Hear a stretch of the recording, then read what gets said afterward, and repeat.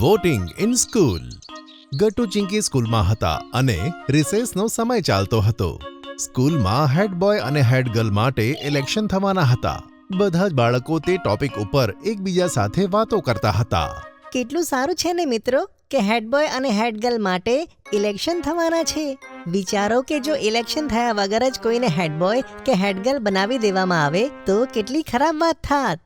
નાના ગટ્ટુ, તેવું તો હોય જ ના શકે.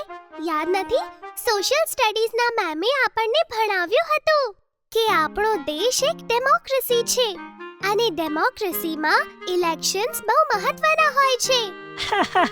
અને આમે આપણી સ્કૂલ તો દેશની બહાર છે જ નહીં, તેથી આપણી સ્કૂલમાં તો ઇલેક્શન જરૂર થશે. બધા બાળકો બંટીની વાતો પર હસે છે.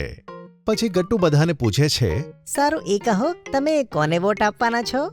ગટ્ટુનો સવાલ સાંભળી બધા વિચારમાં પડી જાય છે. ત્યાં જ ગુડ્ડી કહે છે, મેં તો ડિસાઈડ કરી લીધું છે કે હું તો ફક્ત રીચા દીદીને જ વોટ આપીશ. એમ? પણ એવું શા માટે? એવું શું છે એમનામાં કે તું ફક્ત તેમને જ વોટ કરીશ? અરે ગટ્ટુ, હું તો તેમને 10મા ધોરણથી જોઉં છું.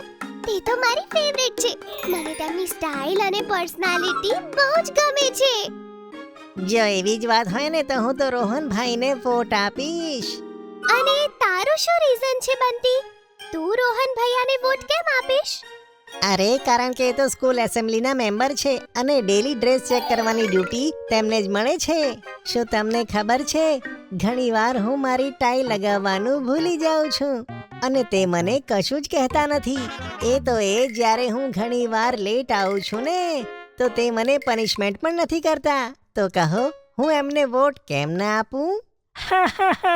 તમે બંને તો છે ને, તમે બંને એ વાતને વોટ આપવા માટે જઈ રહ્યા છો કે જે તો પાસ્ટમાં થઈ ચૂકી છે. પણ હું તો સમર્થભાઈને વોટ આપીશ કારણ કે તેમણે બધા બાળકોને પ્રોમિસ આપ્યું છે કે જો તેઓ જીતી જશે તો તેઓ બધા બાળકોને પાર્ટી આપશે.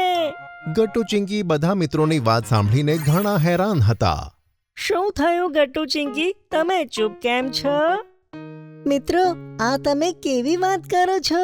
આપણે આપણા ફાયદા માટે વોટ આ રીતે આપવો ન જોઈએ, પણ આપણે તો એ વિચારવું જોઈએ કે કયો કેન્ડિડેટ સૌથી સારો છે. તારો મતલબ શું છે? તેનો મતલબ એમ છે કે તમે એમ વિચારી રહ્યા છો કે કયા કેન્ડિડેટના જીતવાથી સૌથી વધારે તમને ફાયદો થશે. પણ ઇલેક્શનનો મતલબ તો એમ છે કે તમારે એમ વિચારવું જોઈએ કે કયા કેન્ડિડેટના જીતવાથી સ્કૂલને ફાયદો થવાનો છે. અચ્છા, તો તે અમને કેવી રીતે ખબર પડશે ચિંકી? યાદ નથી, આપણને સોશિયલ સ્ટડીઝ વાળા મેમે ઇલેક્શન્સ ભણાવતી વખતે શું કહ્યું હતું કે જે કેન્ડિડેટમાં ઓનેસ્ટી, ડિસિપ્લિન, ટ્રસ્ટવર્ધીનેસ અને ટ્રુથફુલનેસ જેવા ગુણો હોય, આપણે તેને જ વોટ આપવો જોઈએ. હા, અને આ સેમ ક્વોલિટી આપણી સ્કૂલના હેડ બોય અને હેડ ગર્લમાં હોવી જ જોઈએ. સમજ્યા? બરાબર?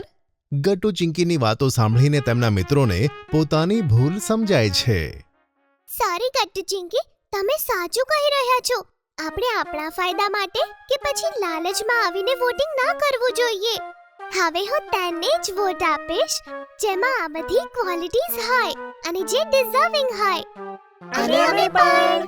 વોટિંગનો દિવસ આવે છે અને બધા બાળકો એક લાઈનમાં ઊભા રહે છે.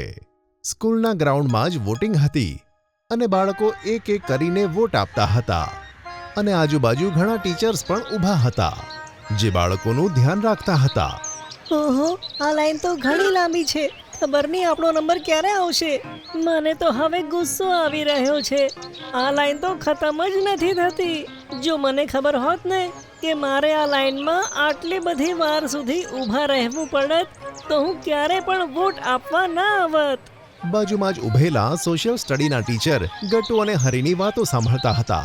તે હરીની પાસે આવે છે અને કહે છે, બેટા હરી, મેં તારી વાત સાંભળી લીધી. લાગે છે કે તું ખૂબ જ થાકી ગયો છે, હે ને? હા મેડમ, અહીંયા મને લાઈનમાં ઊભા રહેવાનું બિલકુલ જ પસંદ નથી આવી રહ્યું. મારે વોટ નથી કરવો. શું હું ક્લાસમાં જતો રહું? હા બેટા, કેમ નહીં? તું ક્લાસમાં જઈ શકે છે, પણ જતા પહેલા તારે મારા એક પ્રશ્નનો જવાબ આપવો પડશે. મેડમની વાત સાંભળીને હરી કન્ફ્યુઝ થાય છે. હા મેડમ, પૂછો ને.